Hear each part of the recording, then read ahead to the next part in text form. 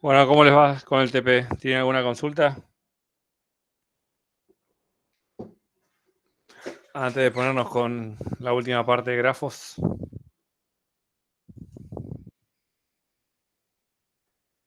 Decime, Hola, profe. ¿cómo va? Yo le había mandado un mail y vi que me lo respondió ayer, pero igual tengo una ¿No te duda. convenció? No, sí, me Ah, convenció, pero pasa a ver, que es sobre la consigna 5. sí, Como que la consigna 5 nos dice que nos dan un barrio y que nos dan una línea.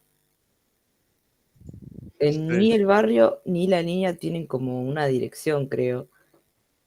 Y nos piden que demos como por distancia, digamos, por menor distancia, en orden, todas las paradas que hay que tengan esa línea. El 5.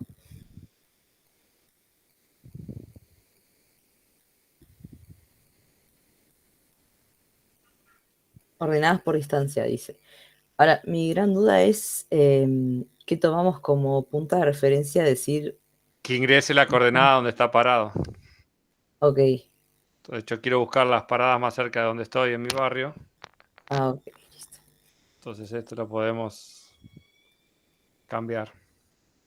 Dado un barrio, una línea de colectivo y mi posición, Sí, imprimir las distancias. listo.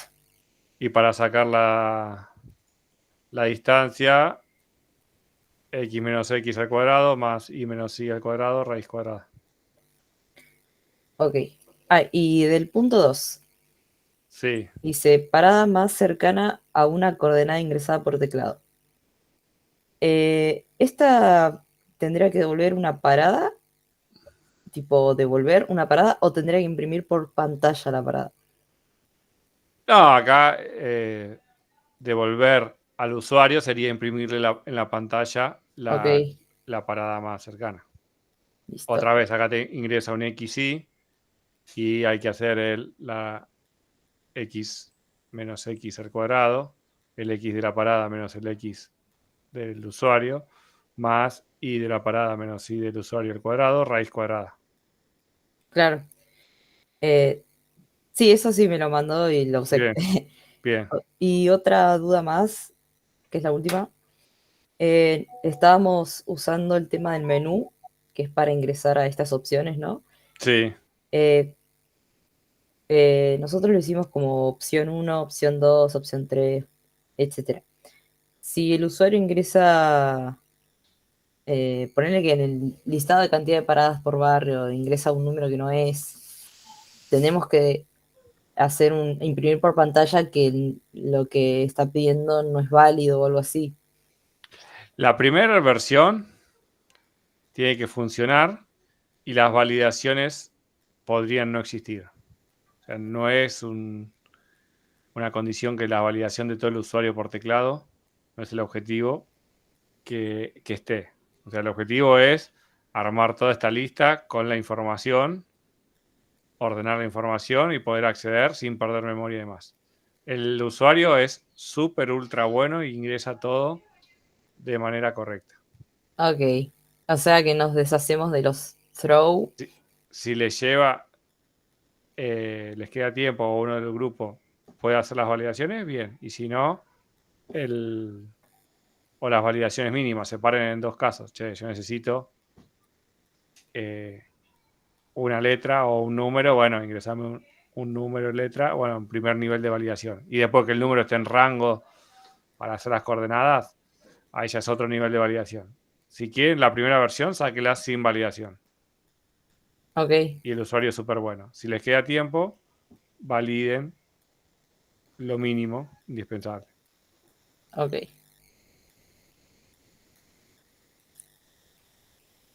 Eso es todo Bien. de mi lado.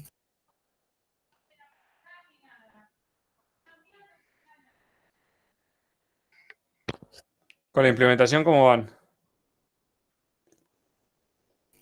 Ah, bien. Yo pienso que bien. Bien, no es largo. No es imposible terminarlo para el viernes. Se complica un poco al leer los datos del archivo, que no vienen lo más ordenado posible, pero bueno. Acá lo que tienen que tomar es que hay 1, 2, 3, 4, 5, 6, 7, 8, 9, 10, 11, 12, 13, 14, 15, 16, 17, 18, 19. 19 campos separados por coma. Puede pasar que entre comillas de un texto haya una coma. Entonces, las comas que están entre comillas, que son el valor del campo de dirección, esa coma no vale como separador de campo. Por ejemplo, acá dice 1444 Mitre, Bartolomé. Esta coma no cuenta como separador de campo porque está entre comillas. Esta coma no está entre comillas y cuenta como separador de campo. Eso vi que muchos me lo preguntaron. Entonces, Bartolomé Mitre es un campo, coma, el segundo campo, 1444. Estas comillas desaparecen, no son parte del valor del campo, sino que están escapeando el valor. Entonces el valor de este campo es 1444. Siguiente campo, el valor es 1444 Mitre, Bartolomé. Siguiente campo, menos 58. El siguiente, menos 34. 1, San Nicolás, 7, B, 8B y nada, nada, nada, nada.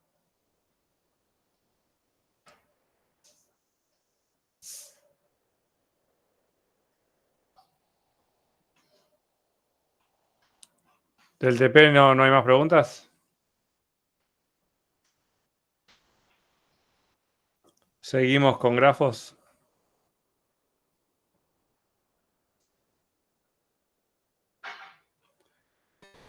Bien. De grafos habíamos visto la estructura, para qué se había inventado. Teníamos vértices y aristas, grafos dirigidos y no dirigidos. Definimos un montón de términos.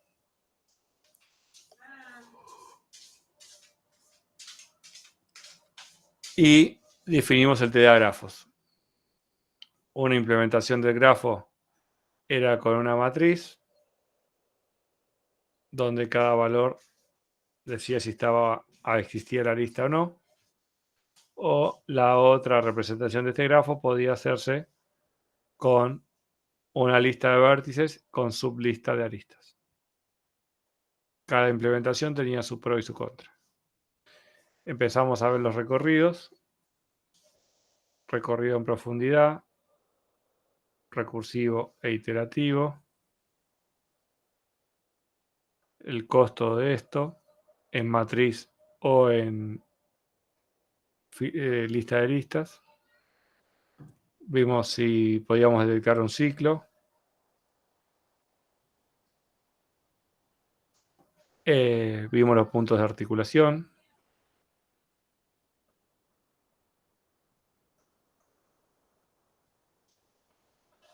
Vimos si es conexo o no conexo, fuertemente conexo, débilmente conexo. Recorrido en profundidad, recorrido en anchura. Y con esto terminamos. Vamos a ver algunos algoritmos, aunque sea así por encima conceptualmente. Nos quedan 100 diapositivas de algoritmos. Son muchos algoritmos. Pero bueno, vamos a verlos. Vamos a ver primero los recorridos topológicos. El recorrido topológico es para asignar un orden a los vértices de los grafos. Este es primero, segundo, tercero, así. El primer recorrido topológico lo podemos hacer con el recorrido en profundidad. A recorrer en profundidad un grafo siempre nos va a dar el mismo orden de los vértices. El recorrido es similar al recorrido en profundidad que habíamos utilizado. Marcamos todo como no visitado y por cada vértice apilamos los adyacentes para ir sacando y hacemos esto recursivamente. El costo temporal lo habíamos visto para el orden de la matriz era la cantidad de vértices al cuadrado. Y acá tenemos un ejemplo. Si arrancamos por un punto inicial y aplicamos del 2, el 1, recorremos el 2, recorremos el 3, recorremos el 8, recorremos el 4, el 5 ya no podemos, no tengo más hijos, vuelvo, no tengo más hijos, vuelvo, no tengo más hijos, vuelvo, recorremos el 7, vamos a recorrer el 4, pero ya nos damos cuenta que ya está visitado, vuelvo y recorremos el 6. Cuando termino de recorrer todo este grafo, después sigo por el 5.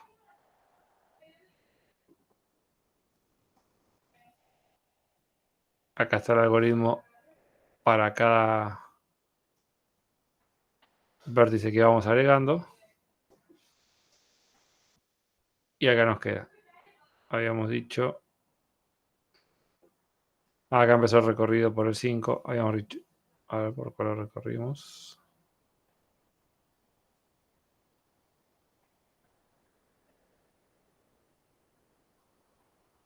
Bien, acá empezó por el otro vértice. Por esta lista. 1, 6, 2, 7, 3, 8 y 4.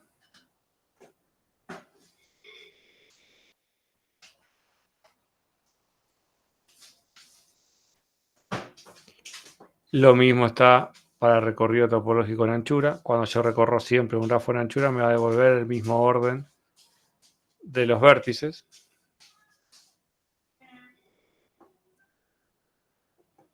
Nada más que en recorrer el grafo en profundidad, voy recorriendo primero los hijos de ese nivel, luego los hijos de los hijos, y así siguiendo. Arrancamos por un vértice T del grafo, vaciamos la cola, marcamos todo como no visitado y empezamos.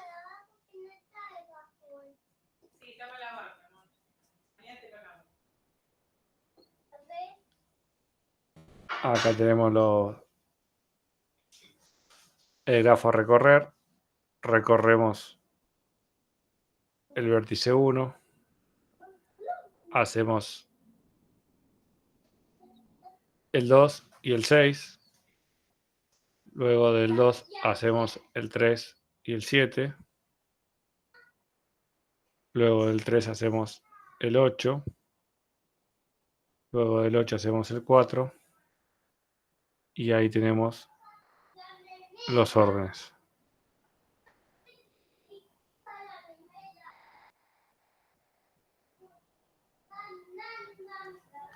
Esto es exactamente igual que lo que veníamos viendo de recorrido en anchura y en profundidad. Nada más que el fin es imprimir el orden de los vértices.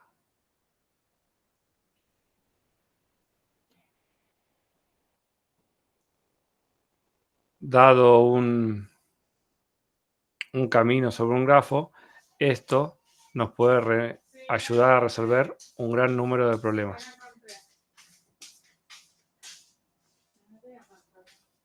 Por ejemplo, si hay caminos o no entre ellos, si ponderamos los caminos, como ahora vamos a ver, lo normal es tener ponderaciones en las aristas, podemos buscar el camino máximo o el camino mínimo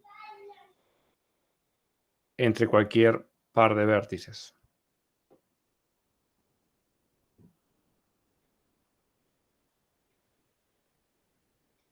vamos a ver un par de problemas típicos como el camino mínimo y ver los algoritmos que los resuelven.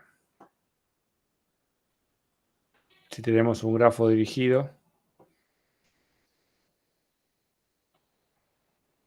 lo tenemos que graficar con las aristas donde el costo no sea negativo, el peso de la arista sea un valor positivo y que no haya ciclos donde la arista se vuelva un valor negativo.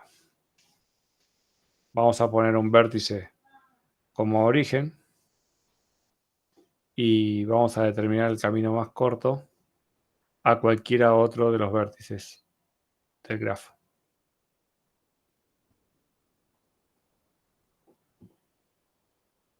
Este es un problema común que siempre se resuelve sobre un grafo, el camino mínimo.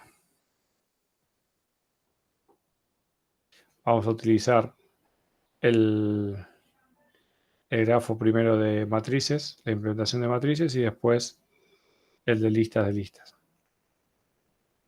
Este grafo puede representar distancias de rutas, costo de peajes entre ciudades, vuelos y ciudades, etc. Un algoritmo que se utiliza para el camino mínimo es el algoritmo de Dijkstra para el cálculo de los caminos mínimos. Este algoritmo se basa en ir haciendo ciclos, donde en cada ciclo busco la solución, el camino mínimo entre un punto y el otro. Y después de ahí construyo una siguiente solución entre ese punto y el siguiente. Y así voy construyendo mis grupos de caminos mínimos para llegar a una solución óptima global. Puede pasar que yo no consiga la solución, la mejor solución, pero va a estar próximo. La idea es poder aplicar la estrategia de programación dinámica o greedy para encontrar una solución aceptable. Buscar por fuerza bruta la mejor solución en grafos grandes, se va a volver algo muy tedioso y difícil. Entonces, dado un grafo con este conjunto de vértices y este conjunto de aristas, vamos a considerar un vértice como origen y vamos a determinar los costos entre ese vértice y todos los restantes del grafo. Hay que considerar que no vamos a tener negativos. Este algoritmo no sirve cuando tenemos negativos. En caso de tener aristas negativas, podemos elevar todo un diferencial para que se vuelva todo positivo y después buscar el camino mínimo o máximo.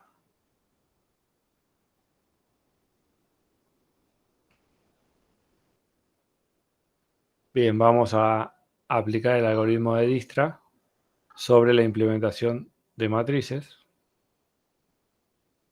Vamos a considerar una matriz de n por n, donde tenemos n vértices en nuestro grafo.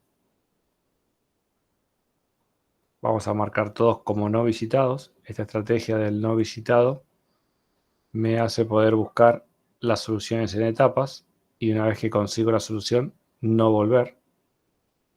Algo que vimos cuando vimos programación dinámica. Bueno, este algoritmo se basa en eso, una solución parcial que después retroalimenta una solución siguiente. Seleccionamos el vértice y evaluamos los caminos mínimos. Lo hacemos luego para otro vértice y así marcamos todos los vértices contra todos. Luego podemos ir sumando, si yo no llego de un vértice a otro porque no hay camino, ir sumando los parciales de los mínimos de los vértices que sí encontré camino. Acá tenemos el algoritmo de Dijkstra. Inicializamos desde un vértice. Para el resto lo marcamos como infinito si no tenemos un peso, porque no hay camino. Así, si después busco otro ciclo y otro camino y encuentro un mínimo, va a ser menor que infinito y lo pongo. Y el tema de los visitados.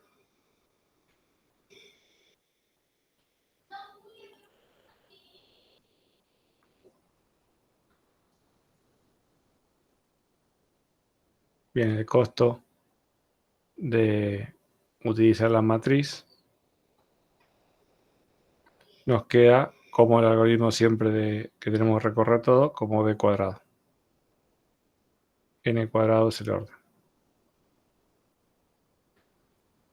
Acá vamos a tener un ejemplo. Tenemos un grafo donde están los nodos, los vértices marcados, pueden ser las ciudades, y tenemos las aristas dirigidas con el ponderadas con su costo. Supongamos que este costo es la distancia, entonces la ponderación de distancia, y queremos buscar el camino mínimo, no sé, entre 1 y 2.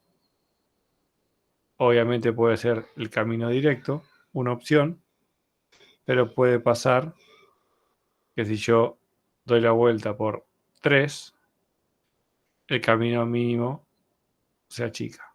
En vez de ser 200, va a ser 150.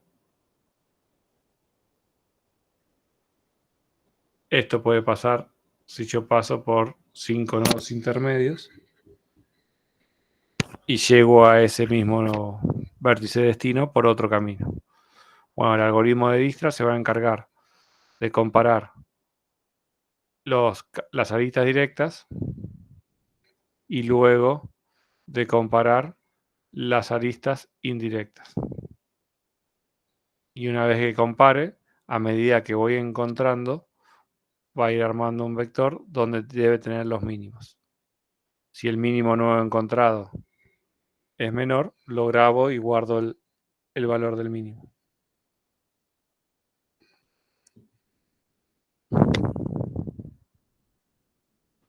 Armamos nuestra matriz. Por ejemplo, la diagonal es de todo 0. Entre 1 y 2 hay 200. Entre 2 y 1 es infinito porque no hay arista. Entonces esto hace, el infinito me indica que no hay arista.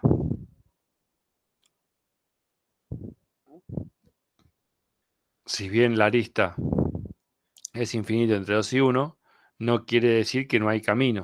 Pasando por otro vértice, puede pasar que existe un camino. Yo de acá tengo el 40 y acá se corta.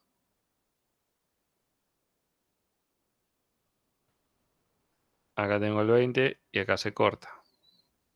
Bueno, en este caso entre 2 y 1 no hay camino.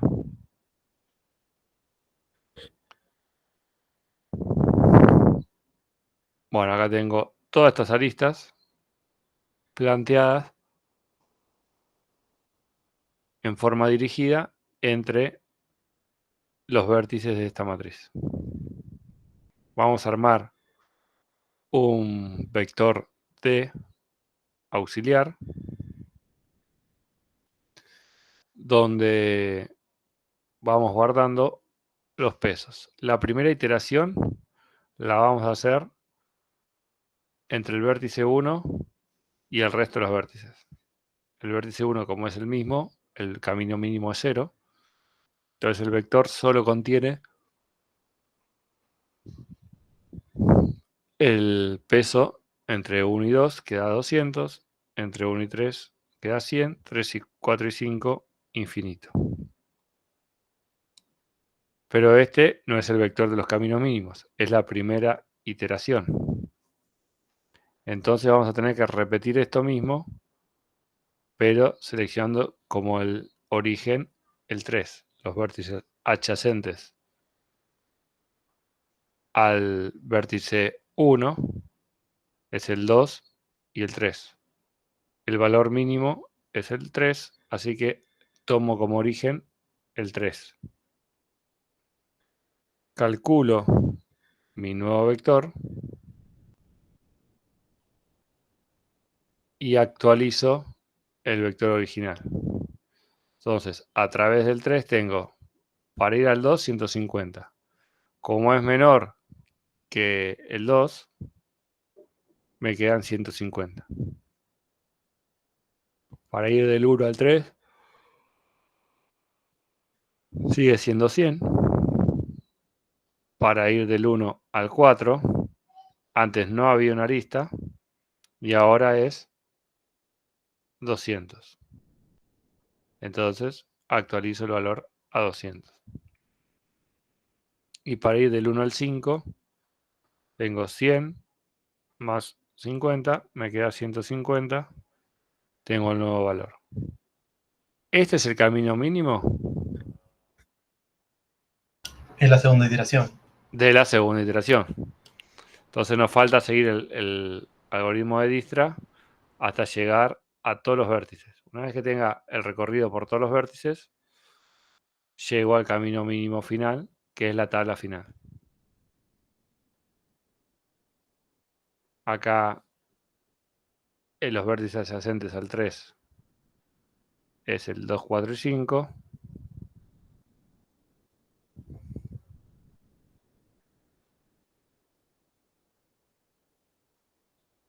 Tomo el 5 porque es el mínimo y reescribo el vector. No se modifica.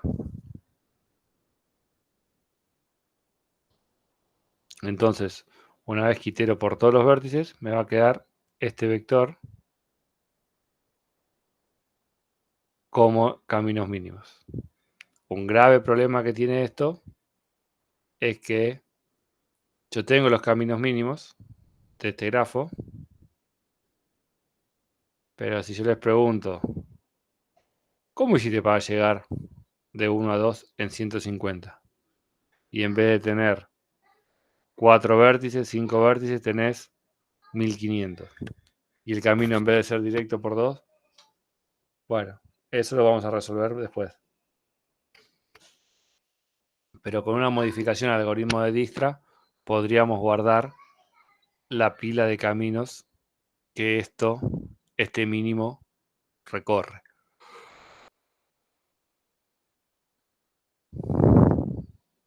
Pero el primer problema a resolver, que era encontrar el camino mínimo, con este algoritmo estamos seguros que lo podemos encontrar. Otra modificación que le podemos hacer, puede pasar que si yo, en vez de tener 5 nodos, tenga 10.000 nodos, y en vez del camino mínimo ser del 1 al 4, sea del 1 al 4 pasando por el 3 y el 2, porque yo tengo que hacer un recorrido, el algoritmo se puede volver muy lento. Entonces lo que se hace es, no busques la mejor solución, sino busca una solución aceptable. Y en esto de ir iterando con la programación dinámica o los algoritmos de Greedy, vemos de elegir rápidamente una solución que no evalúe el 100% de los casos, sino la más prometedora. Por ejemplo, esto que arrancamos acá.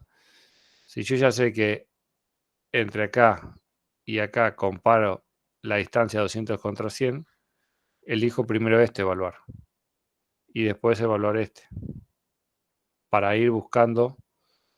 Lo más prometedor es ir por el lugar más cerca para ir llegando de punto a punto.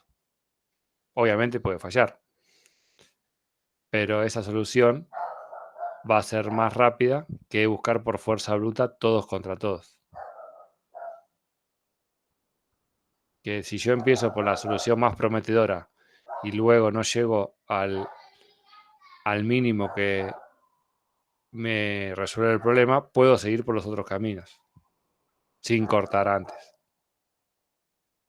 Todas esas modificaciones fueron evolucionando. Esto fue hace muchos años y hoy Google Maps resuelve esto en un segundo.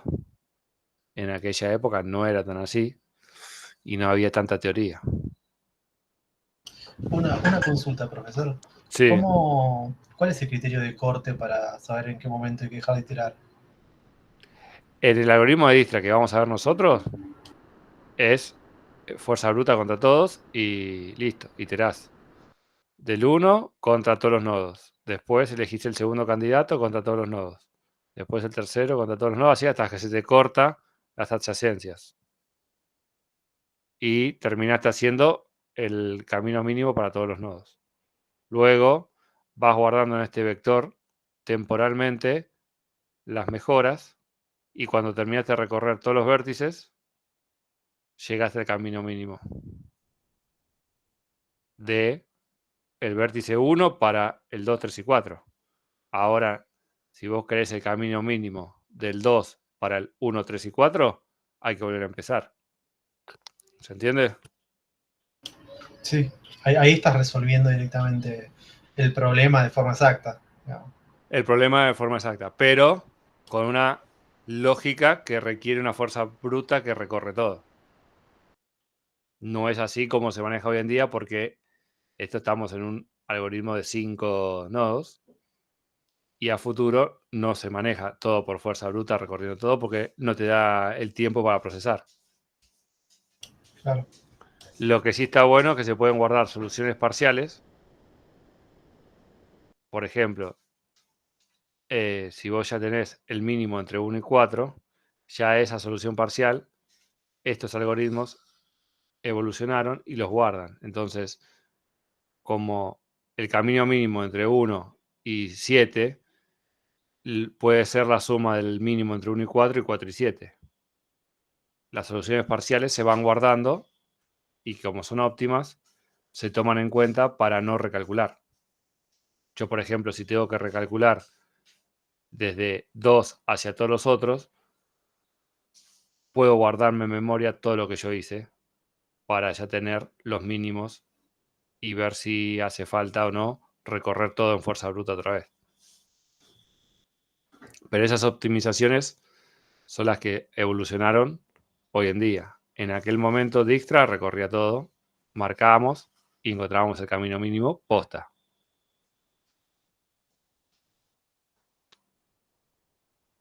Ok. Bien, lo mismo.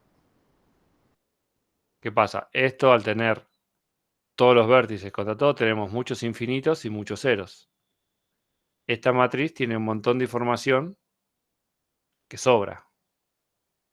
Pero al momento de recorrer, nos obliga a recorrer todas las posiciones, lo cual perdemos un montón de tiempo de procesamiento y el orden se eleva. Para eso está la implementación de lista de listas o lista de adyacentes y colas de prioridades. Esta implementación tiene el logaritmo de n y solo recorre lo que existe, lo cual hace más leve el tiempo de procesamiento. La idea es lo mismo. Voy armando el árbol heap y tengo mi grafo representado por los vértices y todas las aristas. Voy sacando el vector, armo el heap para otro y así voy actualizando el vector. La misma idea, recorrer entre dos vértices todo el grafo. Cuando llego a actualizar luego del vértice 5, me quedan los mismos caminos mínimos. Pero el coste temporal es la lista de aristas más la lista de vértices. Que si estuviera completo el grafo, ahí se haría b². Pero es difícil que estén todos los caminos ida y vuelta. Y logramos otra vez el vector de costos mínimos de Dijkstra con un menor costo.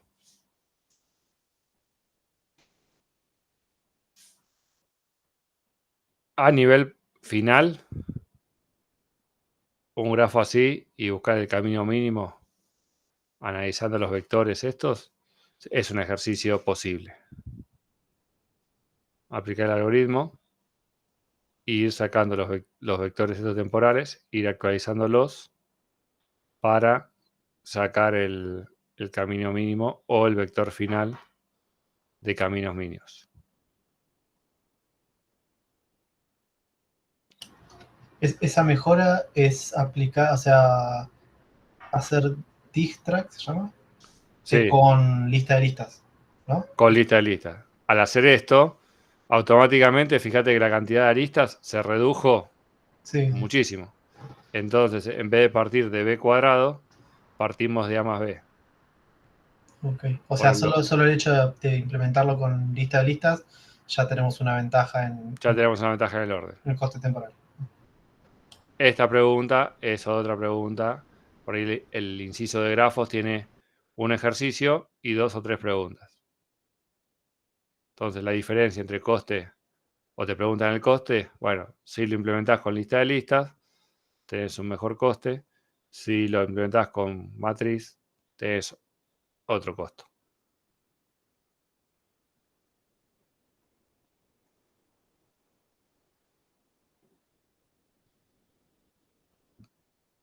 Bien, vamos a otro problema. Determinar el camino mínimo dado dos vértices del grafo.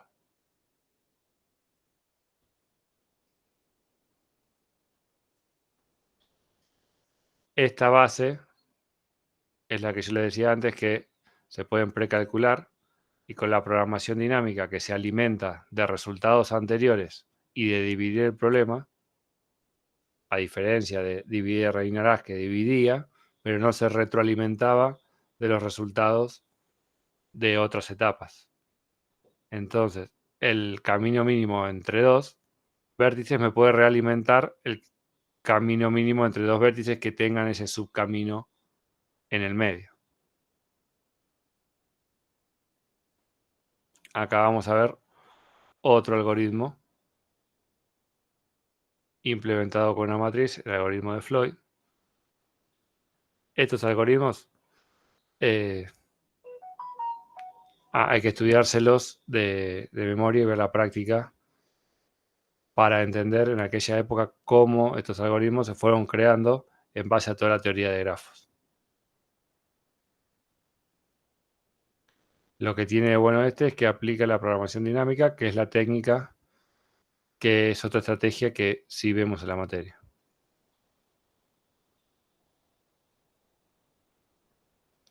Lo que tratamos de hacer es ver el camino mínimo pasando por un nodo específico.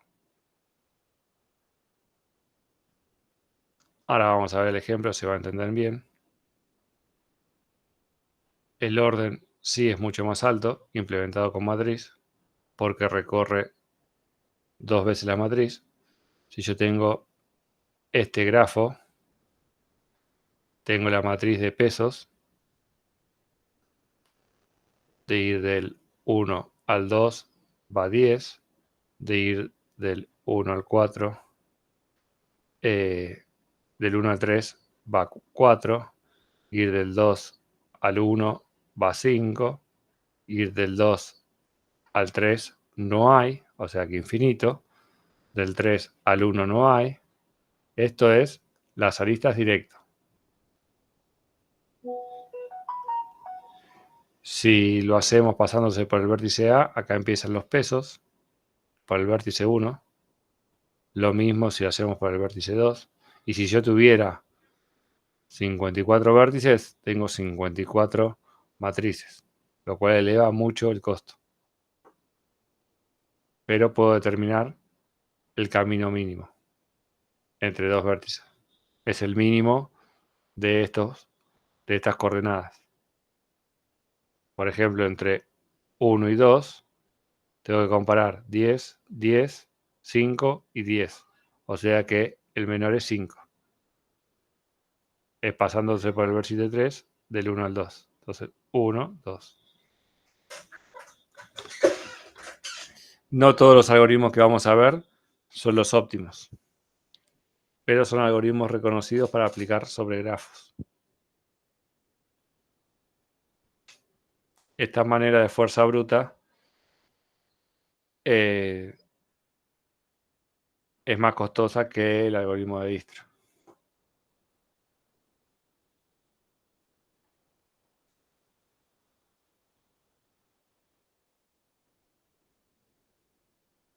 Bien, otro algoritmo, el algoritmo de Warshall. Estos algoritmos se toman como ejemplo en el final, en algún caso de recorrido de grafos. Así que hay que tenerlos presentes.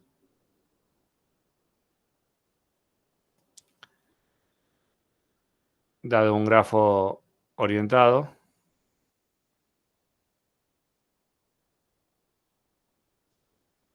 buscar algún camino sin importar la longitud.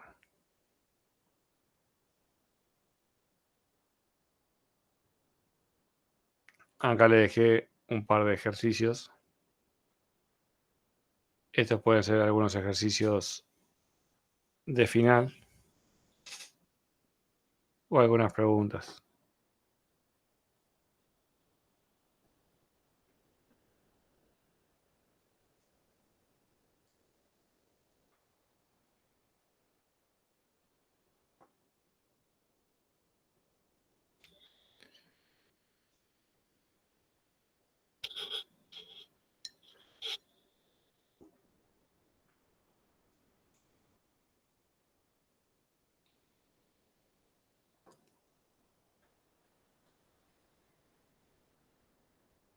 Acá tenemos otra definición. El árbol de los que utilizamos para hacer el camino mínimo. Solo dejamos las aristas que son las que corresponden a los caminos mínimos entre todos los árboles, entre todos los vértices.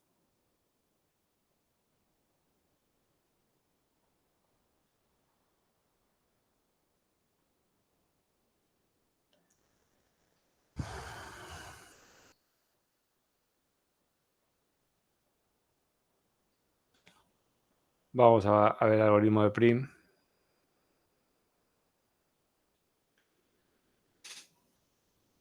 Nuevamente tenemos una estrategia donde reutilizamos y vamos decidiendo paso a paso la mejor opción para luego ir creciendo y llegar a la solución final.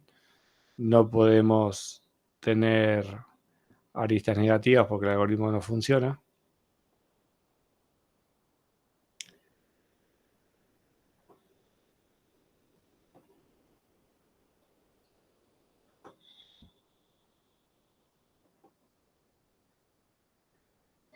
Vamos acá determinando el camino mínimo y lo graficamos entre los posibles.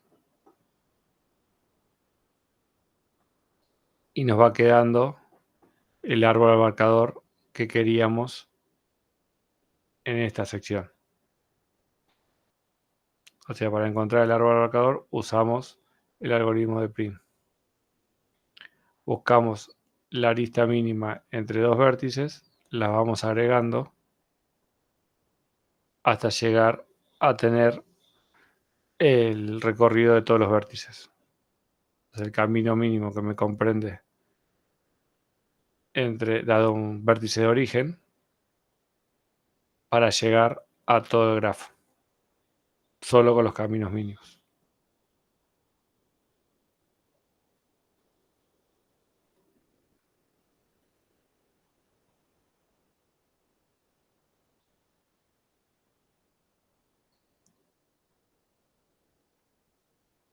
Ahí tiene que quedar conexo. O sea, uno tiene que elegir el...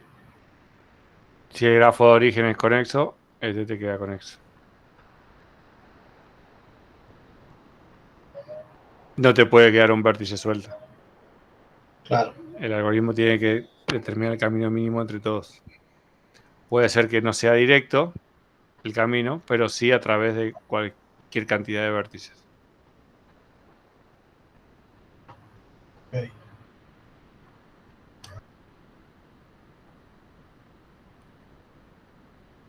Acá lo que supone es que si yo acá arranco con el camino mínimo, esta decisión en la próxima iteración no la discuto. Por eso estamos en programación dinámica. Al próximo paso retroalimento el algoritmo con lo que ya tengo decidido y decido un pedacito más. Entonces, por cada evolución del ciclo, voy decidiendo una etapa y este resultado retroalimenta la segunda etapa, la tercera, la cuarta. Esto de hacer el árbol mínimo sería como un dato de entrada para hacer un distract después y sacar el... Sí, son en paralelos. Lo que pasa es que el Dijkstra funciona con todos los caminos. Si vos le pasás este árbol de caminos mínimos, no lo probés si te da el mismo resultado si lo corres con este o lo corres con este.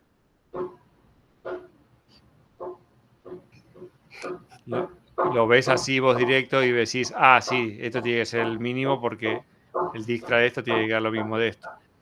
Pero está pensado para cuando no está tan lindo los caminos. O si te queda, como decíamos recién, no conexo o está enlazado de otra forma, no sé si el resultado de esto te da lo mismo que Dijkstra. De este que de este. Claro. Ya no sería exacto. Ya no sé, claro. Bueno, justo en este ejemplo de casualidad estaba viendo y por ahí sí, pero... Justo este ejemplo, y pues está hermoso. Este ejemplo es... Pero por ahí no, y ya pierde la certitud. Claro, entonces ahí yo no aseguraría eso. No lo probé nunca tampoco. Pero lo voy a probar y ver en internet si esa solución es válida, esa afirmación es válida para utilizar este o este algoritmo, el de Prim, y que nos dé el Dijkstra lo mismo entre el inicial y el final.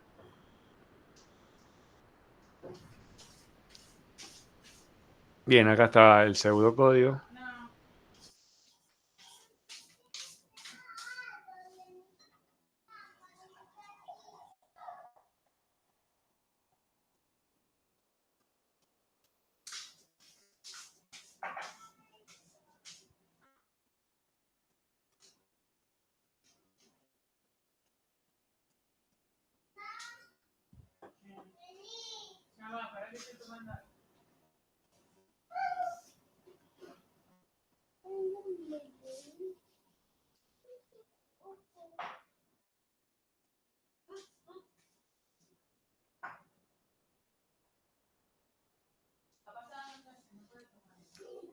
Bueno, acá está el algoritmo para hacer la unión y encontrar si el camino entre dos vértices de las etapas estas que vamos haciendo.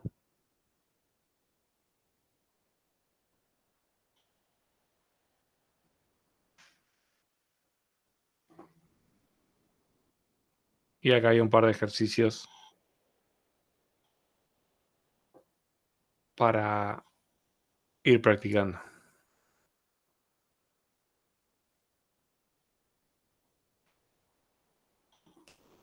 Y nos queda otro algoritmo que es el algoritmo de Ford.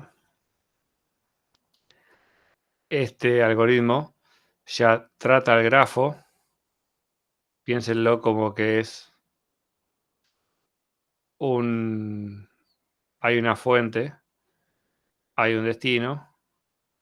Supónganse que esto tiene agua y estos son los caños y este es el diámetro del caño. Entonces tenemos que buscar cuál es la máxima capacidad de agua que puede pasar de acá hasta acá. Es otra aplicación. Ya no son ciudades y una ruta y una distancia, sino es maximizar el flujo de acá, de la fuente hasta el sumidero, utilizando todos los caños posibles.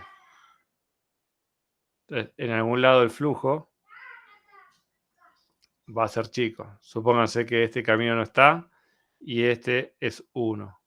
Entonces, por más grande que sea toda esta cañería, cuando llega al final tiene un cuello de botella. Ese es otra aplicación de la estructura de grafos. Vemos al grafo como un conjunto de uniones, cañerías, una fuente donde se ingresa el flujo y una salida donde se retira el flujo. Acá tenemos un sentido de circulación. El flujo siempre tiene que ser positivo y siempre el flujo es menor a la capacidad del caño. Otra condición que pasa es que todo el flujo que entra a un vértice es lo mismo que lo que sale. El único que no pasa eso es el vértice de destino, el sumidero, que se absorbe todo el flujo, o la fuente que crea todo el flujo. Pero la cuenta de flujo que entra y que sale en los demás vértices tiene que ser lo mismo y estar en cero, estar balanceado.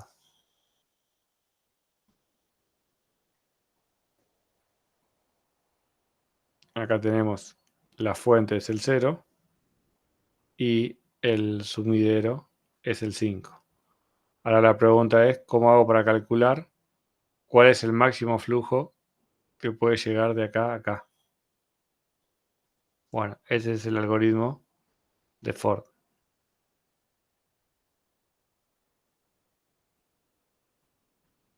Acá tenemos otro ejemplo. Y tenemos que aplicar el cortes.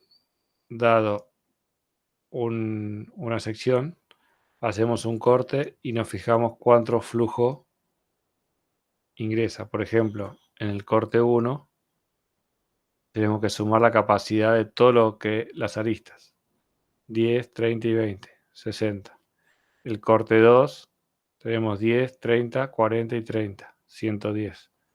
El corte 3 es 70, 20, 20 y 30. Entonces el flujo máximo a lo sumo va a ser 60. Porque ninguno de estos vértices inventa flujo. Lo que entra es lo que va a salir.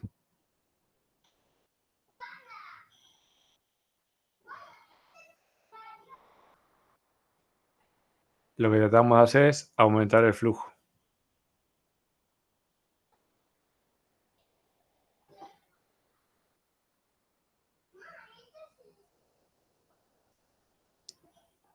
Ah, este no lo traduje. Bueno, acá está el pseudocódigo en inglés. Lo voy a traducir.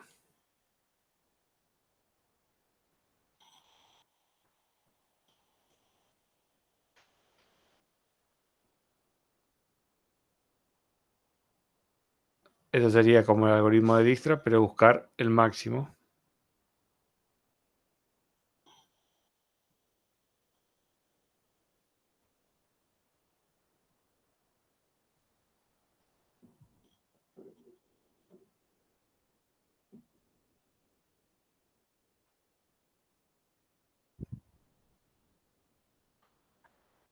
Acá marcamos todas las rutas posibles que no tienen aristas en común.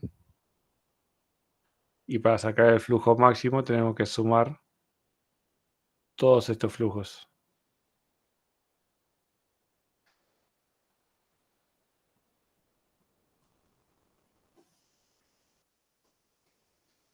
Acá está el mismo ejemplo.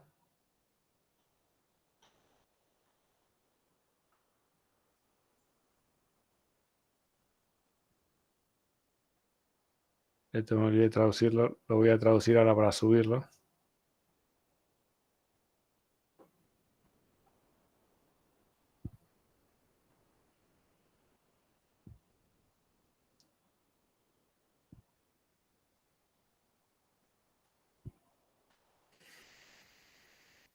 Bien.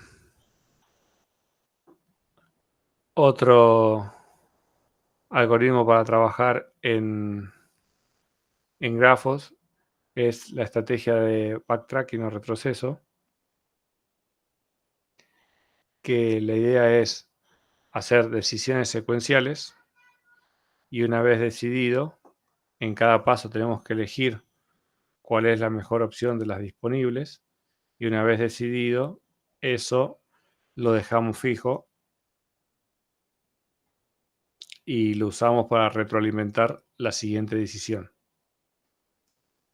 Exploramos todas las opciones disponibles en ese paso y elegimos una.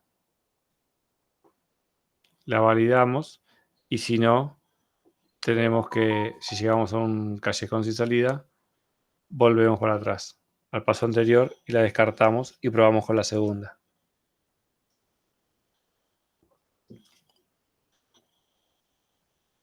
Pero si la solución es aceptable, seguimos con ese camino. Es como resolver un laberinto, ¿no? Claro, acá están las aplicaciones comunes, los laberintos. Si yo elijo un camino que parece una buena opción y no encuentro el destino, tengo que deshacer hasta encontrar una bifurcación y elegir otro. ¿Cómo aplico eso? Bueno, armo un grafo, voy armando un grafo a medida que voy avanzando sobre el laberinto y con la estrategia de backtracking, si me equivoco, puedo volver para atrás, marcar como que esa opción no va y seguir avanzando con otros caminos posibles. Asignación. Esto es un problema muy conocido. Si quiero asignar reinas de un tablero de ajedrez en un tablero de n por n, asignar n reinas. Por ejemplo, yo tengo un tablero 3x3, asignar n reinas sin que se ataquen entre sí.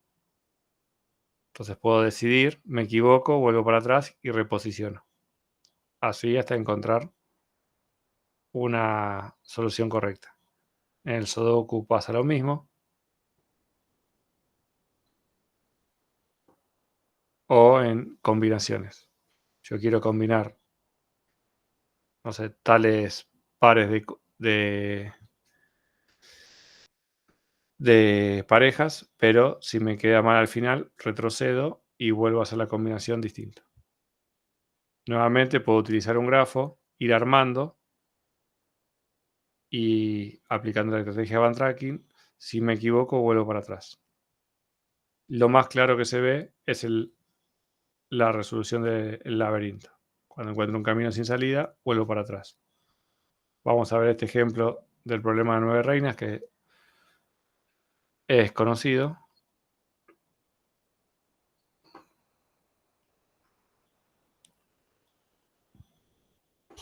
Lo importante es que en cada etapa vaya haciendo mi solución temporal la más prometedora y seguir avanzando. Si me equivoco, vuelvo para atrás. Y así tengo el árbol de soluciones.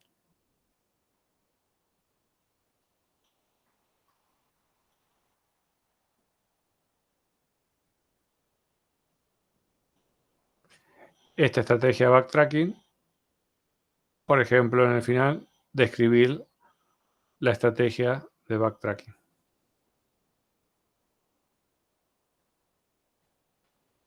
Con este tipo de formas es una respuesta correcta. Que tengan idea cómo se implementa esa estrategia. O diferencias entre backtracking y programación dinámica, otra estrategia. O divide y vencerás.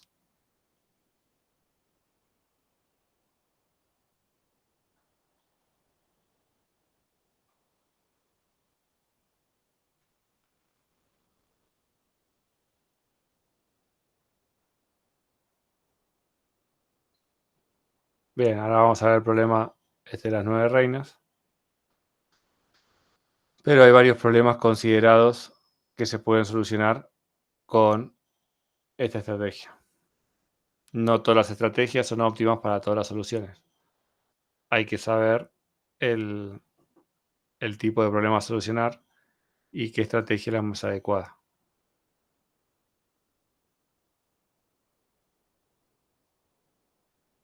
La implementación del algoritmo.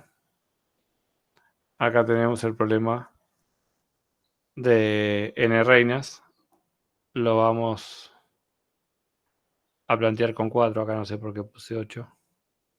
Si tengo 4, entonces tengo que poner un tablero de 4×4.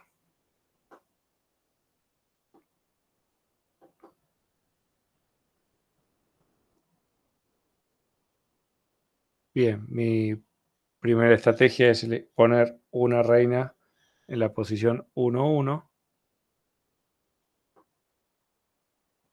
Esto me hace que me anula. Profe, Sí. puede ser que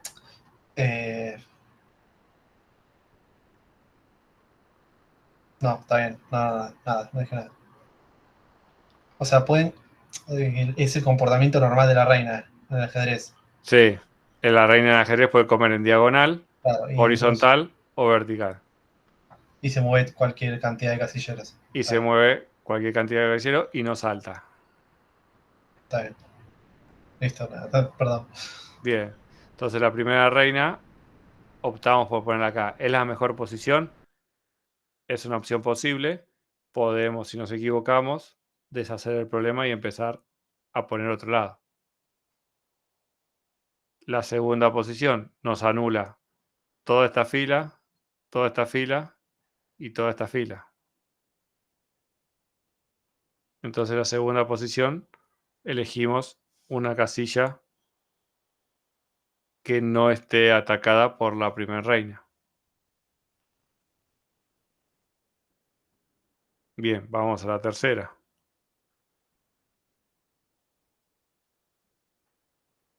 Cuando queremos poner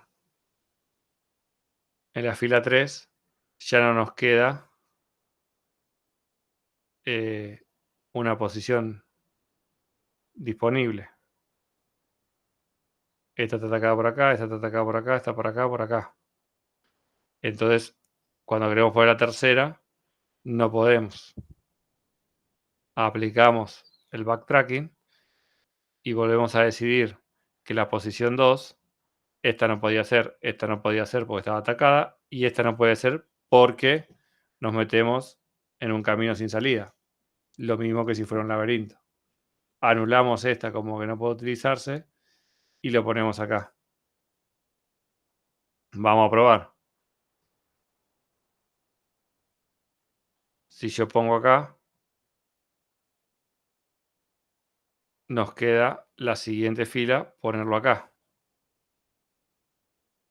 Pero cuando vamos a poner en la fila 4, esta está atacada por esta por esta, esta por esta y esta por esta. Entonces, llegamos a la conclusión que hacemos backtracking. Acá no hay más opciones posibles en este nivel.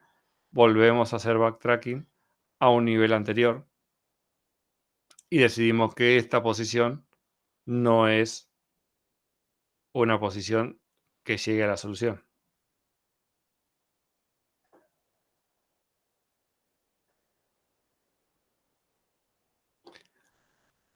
Ahí arrancamos con la segunda posición.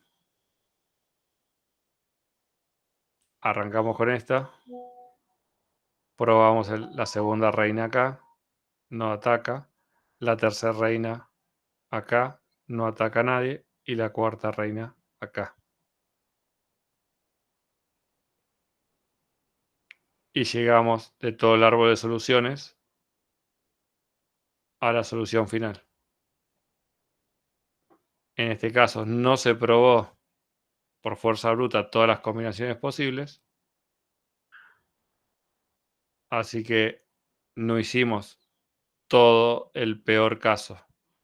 Si no utilizamos la estrategia de backtracking, tuvimos algunas fallas, recorrimos algunos caminos innecesarios, pero no recorrimos todas las posiciones posibles. Y llegamos a la solución. Este es un ejemplo de un ejercicio de final. Todo lo que se toma al final está escrito acá. Traté de hacer el resumen de todos los algoritmos que, con todos los conceptos básicos, no es que se toma la implementación en C++, simplemente un punteo de los pasos de lo que va pasando. Acá está el pseudocódigo.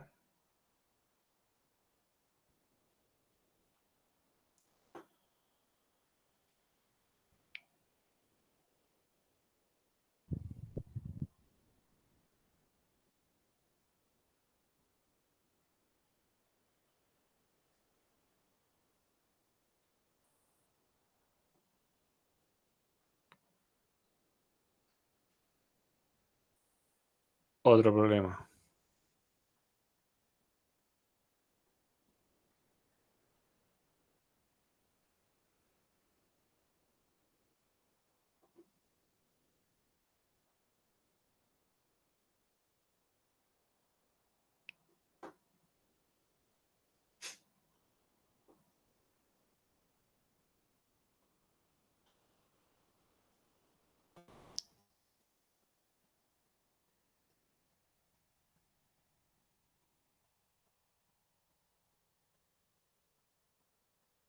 Acá lo que se intenta hacer es colorear el grafo para que dos vértices adyacentes sean distintos, pero utilizar la menor cantidad de colores.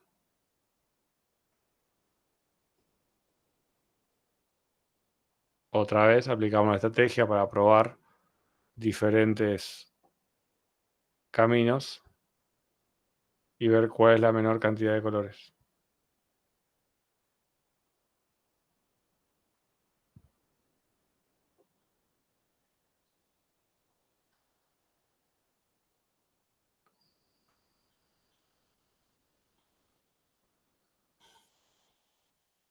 Acá está el pseudocódigo.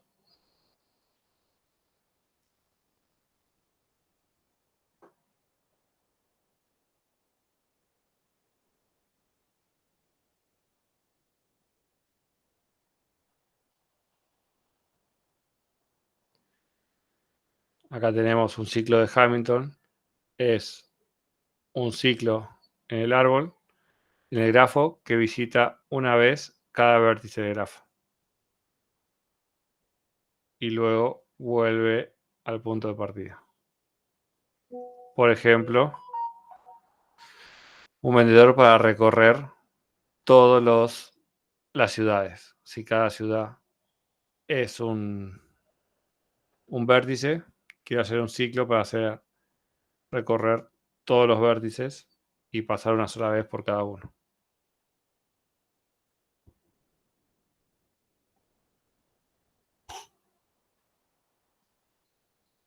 Acá está el pseudocódigo.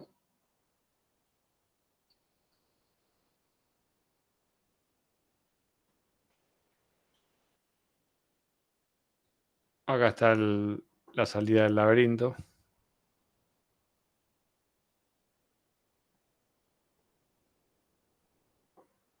Bueno, y con esto terminamos todos los algoritmos con estrategias diferentes que vamos a ver sobre grafos. Esta parte es un Consulta. poco tedioso, pero bueno.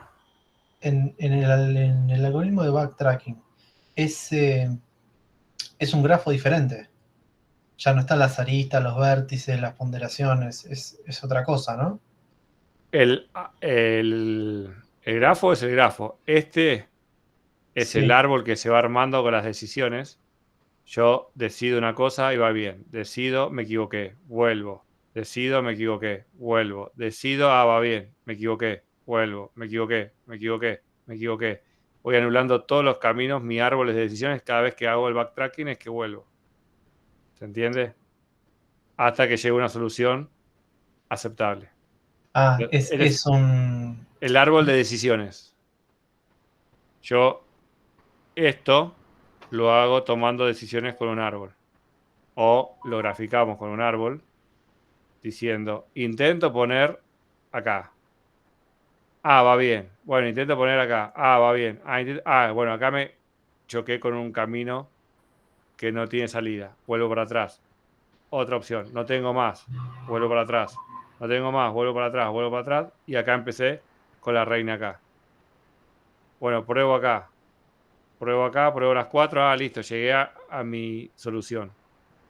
¿Es la única solución? No. Pero es una solución.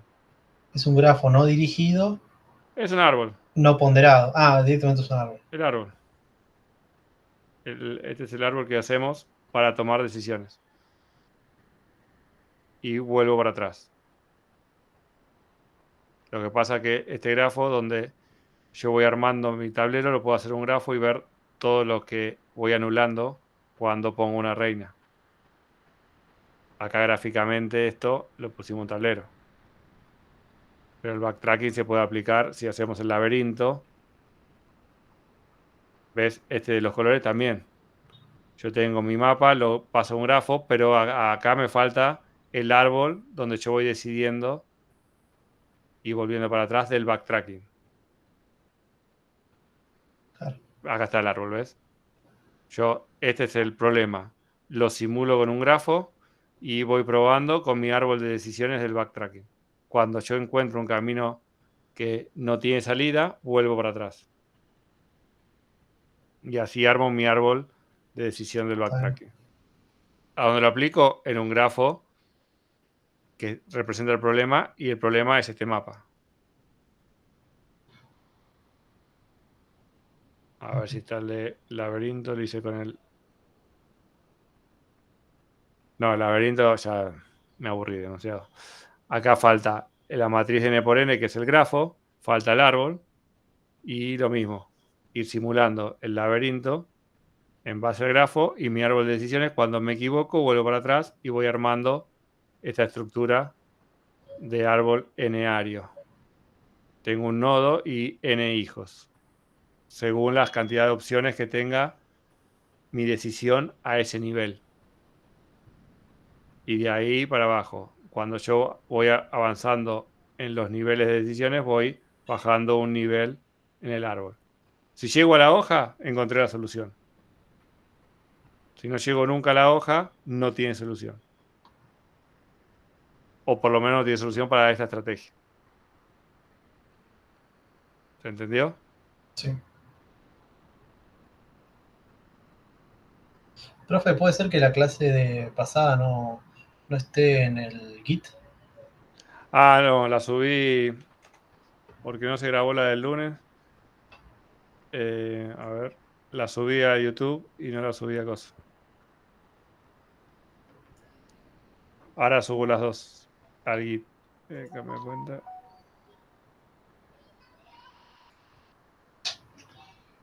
Bueno, lo busco en YouTube igual. No, yo estoy subiendo todo prolijito. Vine más o menos todo el año subiendo. Pasa que como es el primer cuatrimestre que arrancamos, tuve que hacer todos los PowerPoint, todas las prácticas, todos los videos. Acá la subí, ¿ves? Ahora paso el link y lo paso a Git. Genial.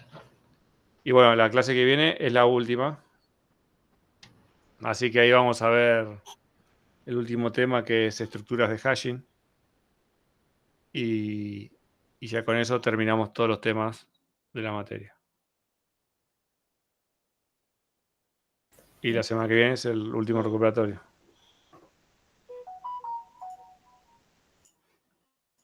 ¿Me iban a hacer una pregunta?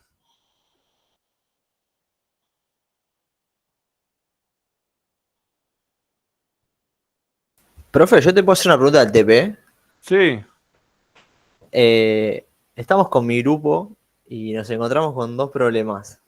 A ver. Uno, que el archivo CSV, que está bueno, separado por comas, en la dirección, el nombre de la dirección tiene coma, Bien. con lo cual te corta la dirección a la mitad. Lo que pasa ahí es, vos fíjate acá, este registro tiene ese problema que vos decís. Bartolomé Mitre, y acá esta coma es una coma que le pertenece al campo, no a dividir campos. Exacto. Cuando el campo empieza con comilla, este carácter comilla es como el escape, entonces anula todos los caracteres coma que separan campos hasta encontrar otra comilla. Sí. Entonces, este campo que está entre comillas, todo este valor es un valor, no importa que tenga coma, porque está escapeado con las comillas. Ok. Entonces, esta coma no la cuentes como separador de campos, sino como valor del campo. Perfecto. Pero el campo vale sin las comillas. El valor del campo es sin comillas. La comilla está en el formato CSV para separar y escapear los campos que tienen texto que posiblemente tengan coma dentro. Ok. Pero el Entonces, tema. cuando vos detectás una comilla, lees hasta la próxima comilla y las comas que están adentro no te separan campos. Pero cuando hagamos digamos, la línea Sí, en C++, en Eclipse, ¿cómo lo hacemos? ¿Cómo sería la línea de código para tener la línea y separar los campos? si querés mandarme un mail con lo que hiciste hasta ahora de readline Sí, y después cuando haces el split por coma, sí, tenés que detectar si hay una comilla adentro y ese campo, esa coma saltearla hasta la próxima comilla. O leer carácter por carácter y vos vas detectando cuando estás en modo campo, no leer nada hasta la próxima comilla y lees de carácter por carácter y vas concatenando. ok. Y después te puedo hacer una última pregunta. Sí, Sobre el punto 5, bueno, dice que dado un barrio y una línea colectiva, imprimir las paradas ordenadas por distancia. Creo que no sé si Cristian nos contestó por mail a otro grupo, no me acuerdo si nosotros, y nos dijo que en ese punto podíamos también, o sea, digamos, imprimir las paradas ordenadas por distancia con respecto a qué. Y bueno, acá faltó, dado un barrio, una línea de colectivo y la posición del usuario. exacto, bueno. Entonces, hasta ahí se entendió todo perfecto. Mi duda era si convenía para ordenar las paradas usar un quick sort qué método de ordenamiento podías recomendar vos como para hacerlo, pues se nos está complicando solo con ese último punto. Vos cuando él ingresa a las paradas, a ver,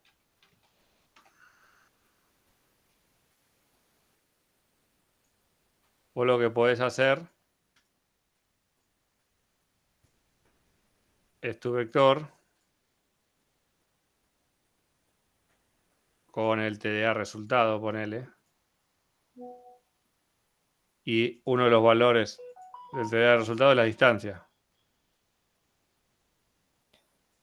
Sí, Bien, reordenás este con cualquier algoritmo, quicksort, heapsort, secuencial, burbujeo, el que vos sí, quieras, y o simplemente agarrás esto y lo insertás en una lista ordenado. Entonces, el TDA que va a tener la distancia se te queda ordenado por distancia, pero te queda con toda la otra info. Y vos poner que acá tengas el, el TDA registro, o no sé cómo lo llamaron, o el TDA. nosotros teníamos el TDA, tenemos el TDA barrio, que adentro tiene una lista de TDAs paradas. Bien, Sí, tengo un paint hecho si querés. Lo transmito, no sé, como ¿querés quieras. compartir? Dale. Eh, No sé cómo. Compartí. Ahí la flecha para arriba en el medio del Meet. Ahí va. Creo que ahí se ve. Sí, está ahí. Bueno, acá ya Yo estoy. pensé que dibujaba chueco, pero Sí, no, me costó, somos- me costó. Acá, bueno, ya estaríamos adentro del TDA barrio, porque es dado un barrio. Entonces ya, digamos, solo tenemos la lista de paradas. bien. Bueno, tiene su nombre Sí, ahí lo que puedo hacer. con su distancia. Y bueno, esta es una lista que es, en realidad es un array de nombres de colectivo, que serían las líneas, perdón. Son enteros. Entonces, nada, la idea era, bueno, entras a esta parada y chequeás si acá está la línea de colectivo que querés. Bien. Y tenés una lista. Y al final te queda una lista más chica porque, bueno, solo querés las que tienen una determinada línea de colectivos. Y bueno, pero va a estar desordenada esta lista.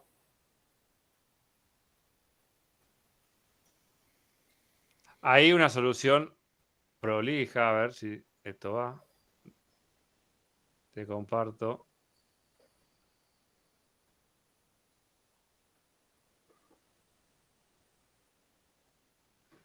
Pueden hacer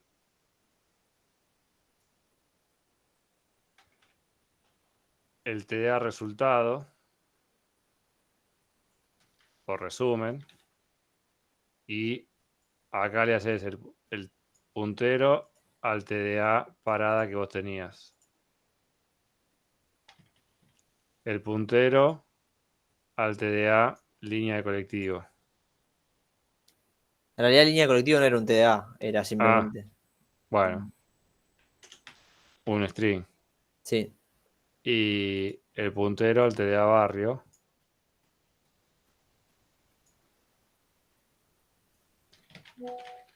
Y acá tenés la distancia. Entonces después tenés toda la info que vos necesitas para imprimir y la distancia. Reordenás este vector por este campo distancia y después simplemente es imprimir. Y cuando te piden el barrio, lo tenés. Le piden la parada, lo tenés. Entonces Claro. haces un TDA temporal para el listado del punto 5.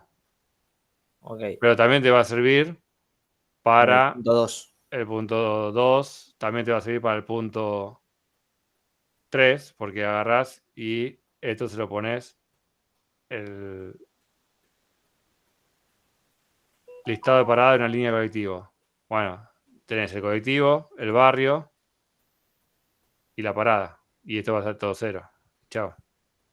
Entonces, este resumen de resultado te va a servir para ese tipo de cosas. Armar el resultado, Ok. cantidad de paradas por barrio.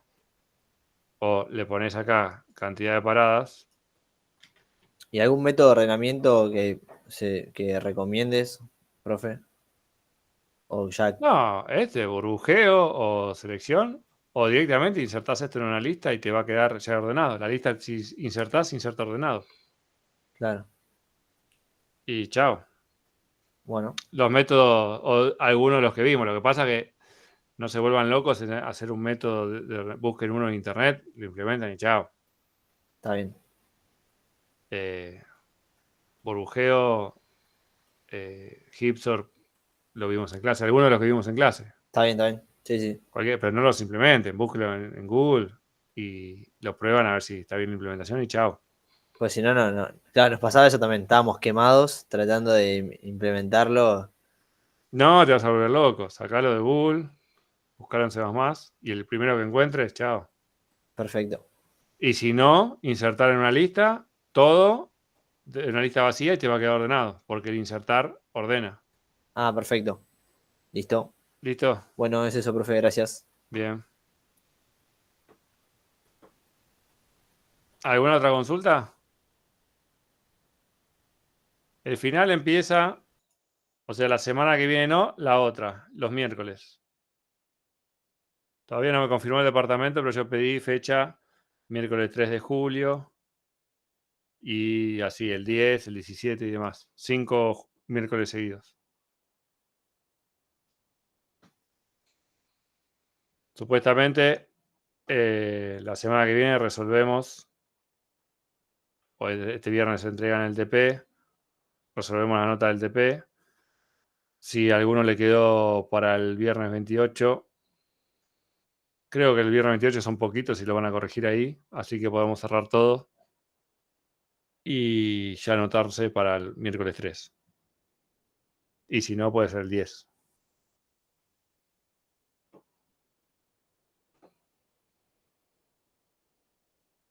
¿Alguna otra consulta?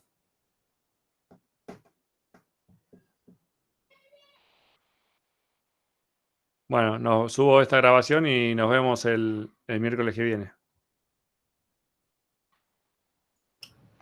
Gracias, profe. Nos vemos. Saludos. Chao.